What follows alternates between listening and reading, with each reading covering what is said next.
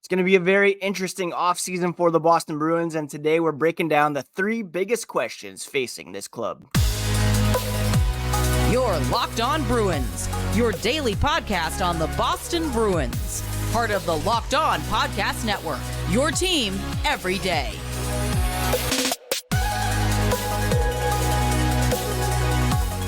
What is up, Bruins fans, and welcome back to the Locked On Boston Bruins podcast. I'm your host, Ian McLaren, and this is a daily show where we discuss all things Spoked Beat.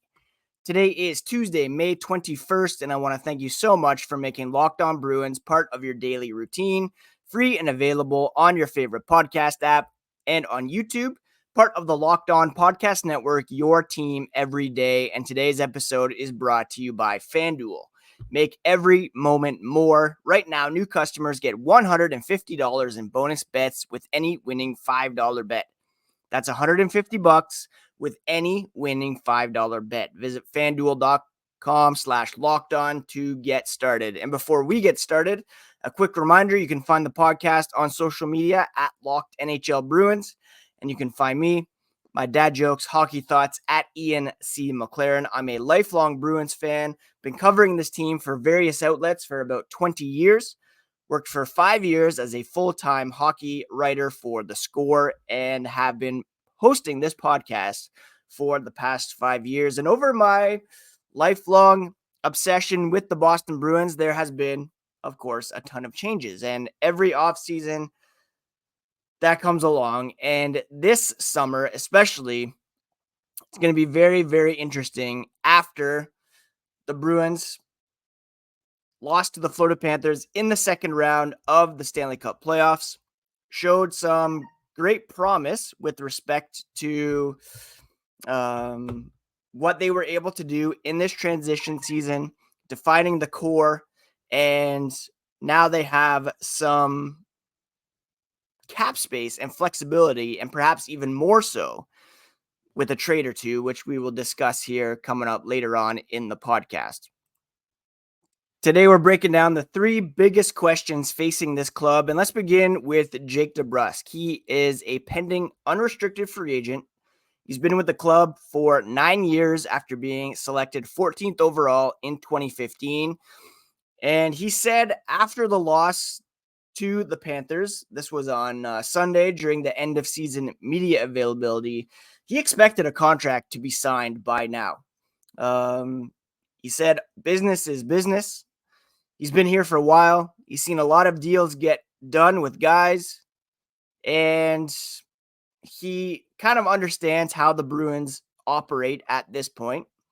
So it's not necessarily a complete surprise, but he thought it would be done and things would have worked out a lot earlier than they have it. And of course, to this point, nothing has been worked out. There is no contract extension for Jake DeBrusk in place. But in saying that, he added getting to this year was really stressful on him and it took a lot. So he's looking forward to getting away, to be honest, and then reevaluating things perhaps in a week or two. Now, it was an up and down season for Jake DeBrusk. He had a fantastic playoff where, he was among the team leaders in points during the postseason. Regular season, though, was not great by any stretch. In fact, he led the team in scoring with 11 points, 5 goals, 6 assists, 11 points through 13 games. But in the regular season, different story. Only 19 goals, 21 assists for 40 points in 80 games. Now, he did say that he had been dealing with a bit of a hand injury throughout the course of the regular season. That hindered him a little bit. But still, a lot more was expected of him after having such a great previous season or a great tenure playing with Patrice Bergeron and Brad Marchand on the top line. He had a career year last year, tying his career high in goals with 27, setting a career high in points with 50. That was in 2022-23. That was only in 64 games as well. In 80 games, he managed 10 fewer points and 8 fewer goals. Really disappointing for Jake DeBrusk. and his inconsistency has been an issue throughout the course of his career. We all know that he has been, at times very streaky. He can be very hot one day, cold for another couple weeks. He did say again that he suffered a broken hand just before the Bruins bye week, and it wasn't healed until just before the playoffs. That will explain why he had 0 points in like 11 of 12 games coming out of the All-Star break. But he stepped up in the playoffs to his credit. And it's not just about offense when it comes to Jake DeBrusk. He has proven his worth at both ends of the ice, and he has become a mainstay on the penalty kill. He is out there defending leads late in games. He's coming off a pretty reasonable contract that paid him $4 million per season over the past 2. And that, of course, was signed prior to the trade deadline a couple years ago when he was in the midst of a very public trade request that had been later rescinded. He played out that 2-year contract extension, and here we are. Realistically, he could command, between $5 and $6 million, and perhaps a team will come out and blow that out of the water and really show that they want a player of Jake DeBrusk's caliber. They're willing to live with those streaky periods and believe in the fact that his two-way game is incredibly valuable and that perhaps he could become a more consistent player outside of Boston, where he's had some ups and downs, especially under Bruce Cassidy. Had a career year under Jim Montgomery that was playing on the top line with Bergeron and Marchand. This season, bounced around a bit, dealt with the injury, but was very, very good in the playoffs. Arguably Boston's best forward, which is saying something with David Pastrnak in the mix. So what did the Bruins do? Well, if they were intent on re-signing him, then it would have already been done. Perhaps they were waiting to see how he performed in the postseason. Maybe they're waiting to see what other options are out there come free agency. As Scott McLaughlin said on the podcast last week, maybe you don't want to be tied down to Jake DeBrusk when that $6 million could be part of a bigger deal signed by someone else. Maybe you want to take a look at a Jake Gensel on the wing as an upgrade over DeBrusk and allow yourself some more money as well to add down the middle.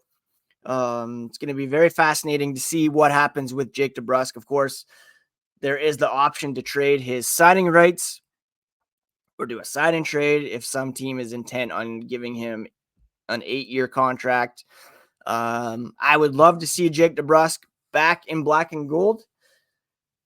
But if they can upgrade, say, signing a Jake Gensel, then, I'm all for that as well. But I have been a big Jake DeBrusk supporter. Yes, he's been streaky. Yes, there's been some inconsistencies, but he has developed into a very good two-way player. I'd love to see him stay at a reasonable rate, closer to $5 than $6 million per season. $5 million is what Linus Ullmark has against the cap for one more season. And we'll discuss his future here with the Boston Bruins as the podcast continues.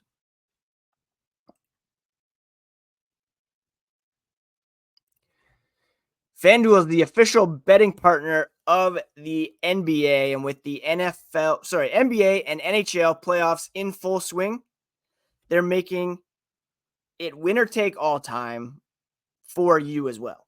Right now, new customers get $150 in bonus bets with any winning $5 bet. The NBA and NHL heading to the conference finals, respectively. Yes, the NFL coming up as well. You can put futures down on your favorite team. $150 that you can get with any winning $5 bet. You can use that $150 on spreads, money lines, player props, and more. Visit FanDuel.com/lockedon to make every playoff shot count. Visit FanDuel.com to look at odds. all the player props and money lines that you can find there for every sport. FanDuel is America's #1 sportsbook. Visit FanDuel.com/lockedon to make every shot count.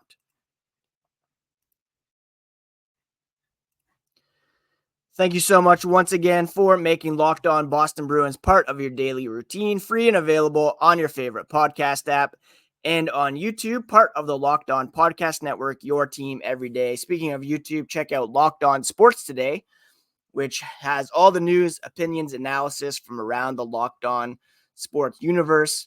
Everything you need to know 24/7, free on YouTube and the Amazon Fire TV channels app. Now, on Sunday, Linus Ullmark was speaking like someone who wanted to stick around with the Boston Bruins.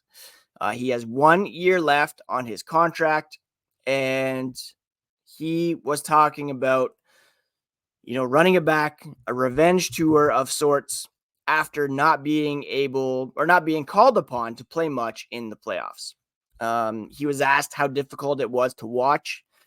And he said that's the thing with professional sports. One of the hardest things is to be off to the side because you want the team to succeed and you want it to succeed with you as well. So it's one of the hardest things, but he wasn't alone in it. There were other players who were scratched as well.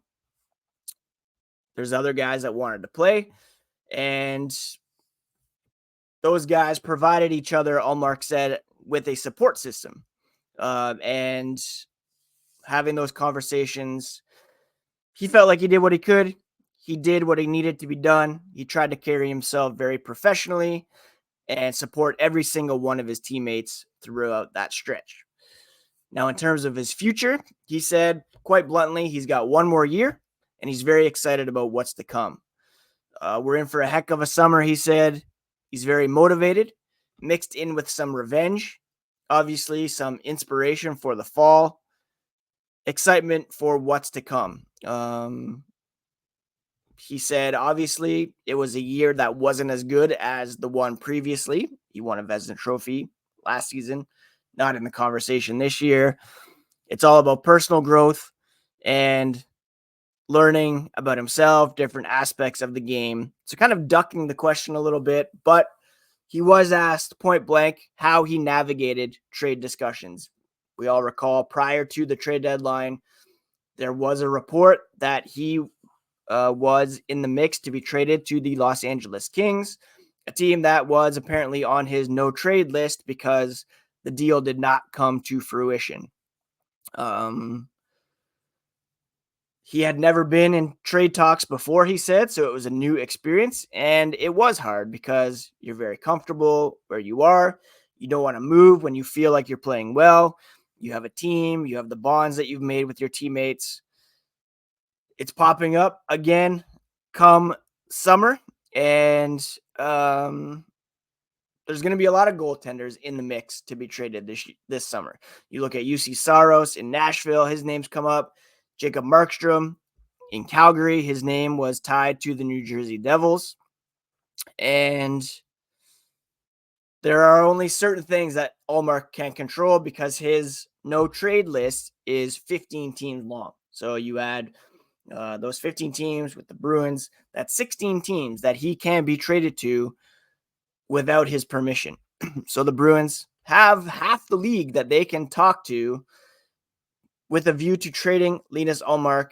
And why do they want to do that? Well, because that $5 million they can allocate elsewhere because they trust Jeremy Swayman can carry the load. Obviously, in today's NHL, it's not a situation where a goalie plays 65, 70 games anymore. You need that backup. So they would either promote Brandon Bussey from the AHL or sign a veteran goaltender for cheap to back up, as they've done in the past, even as recently as Tuukka Rask and Yaroslav Halak. We all love the Swayman-Ullmark tandem. We all love the goalie hugs, but it's just the reality that with Jeremy Swayman set to become a restricted free agent, and he could get a pretty big long-term deal. He should get that. He's earned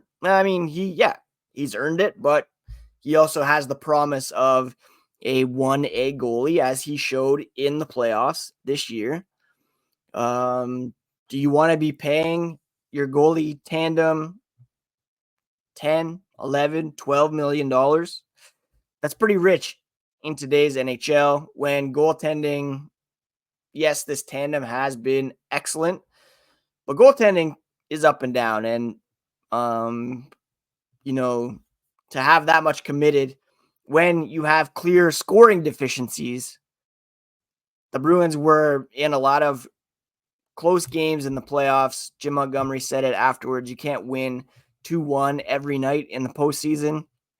So it's quite possible, likely even, that Linus Ullmark trade will be explored. But as far as he's focusing, he has one more year. Doesn't want anything else than to come back here to get a bit of a revenge tour, to prove that he's on the same level as Jeremy Swayman. He'll be in a contract year, so he's coming off of Vezina last year. Not as good of the numbers this past season. He wants to prove that he's still among the high tier goaltenders just to set himself up. He's going to have a chance to choose his next destination in free agency. And he will want a pretty big contract of his own. And he deserves that. He's played above the value that he's gotten. He's 30 years old. He'll be 31 on July 31st. So next season, he'll be 32, getting a bit up there. He wants to be in a situation where he can prove that he is still an elite goalie and will get a nice new deal as a free agent next summer. So he wants to be in a position where he can do that. He wants to be in Boston where he knows he can succeed. He would rather stay there than go to a team that maybe isn't as good, won't be able to put up the same numbers on a lesser team heading into free agency, which is understandable. I get that. He's carved out a nice niche for him in Boston. His family's comfortable there. He didn't want to pick up and move to LA in midseason, which is understandable. There's only so much control that he'll have this summer, though, if the Bruins are intent on trading him. Again, about half the league as potential destinations. Quite likely that he will be traded, and we've seen the last of the goalie hugs. I'd love to see this tandem come back. It's going to be very expensive, and the Bruins could use that cap space, and we'll discuss where that space might be allocated here as the podcast continues. All right, the third and final huge question facing the Bruins this offseason is what to do with all the cap space that they suddenly have. They were right up against it this past season, and that was with some value contracts in the mix. You have James Van Riemsdyk, Danton Heinen, Pat Maroon, Kevin Shattenkirk, Matt Grzelcyk, Derek Forbort, and Jason Megna, all coming off the books, as well as Milan Lucic, who was not coming back because of those personal issues. You also don't have to deal with the bonus overage that was due to Patrice Bergeron and David Krejci, which amounted to $4.5 million against the cap this past season. They will have some dead cap space. The Mike Riley buyout, $1.333334 million against the cap there, but the cap is going up. The ceiling is going to be higher this year. The Bruins right now have about $21 million in available cap space, and that is with Linus Ullmark still on the books. So if they do trade him, say they don't take any contracts back, maybe it's for picks, prospects, then they could have about $26 million to work with. Now, obviously, Jeremy Swayman is a priority. Getting him locked up, that could take a big chunk. Jake DeBrusk, if he's resigned, that could take a chunk as well. Danton Heinen, Pat Maroon are candidates to be resigned. Magna, Van Riemsdyk likely moving on, as are Forbort, Grzelcyk, and Shattenkirk. That leaves quite a bit of cap space potentially for the Bruins to work with. And there's going to be some pretty interesting free agents on the market this coming summer. You have Sam Reinhart, Steven Stamkos, Jake Gensel as unrestricted free agents, free to sign with any team. Jonathan Marchessault, Joe Pavelski, they're getting a bit up there. I don't know if you want to commit long-term to them, but there's some other intriguing options like Matt Duchene, Sean Monahan, Jonathan Drouin is an unrestricted free agent. Those are some of the top producing forwards in the NHL this past season. Tyler Toffoli, Vladimir Tarasenko, Teuvo Teravainen is an interesting name. There will be a lot of players available that the Bruins can take a look at in free agency. Going down the list, even Max Domi, Patrick Kane, Elias Lindholm, of course, is one of the bigger fish down the middle that the Bruins will certainly take a look at. Maybe they look at bringing Tyler Bertuzzi back. There's going to be a lot of players potentially available for the Boston Bruins. The priorities will be a center to add down the middle. You have Zaka Coyle, who played very good as your top two centers last season. You have Matt Poitras, who'll be coming off, that injury, ready to step in and take a step forward after a very promising rookie season. You're also going to want to add some scoring on the wings, perhaps. And you look at a guy like, Reinhart would be fit in very well, I believe, with the Bruins, but he's going to be a very sought-after free agent after scoring 57 goals this past season. Jake Gensel would be a great target. And then you're going to have to ask whether or not you want to add on the blue line as well.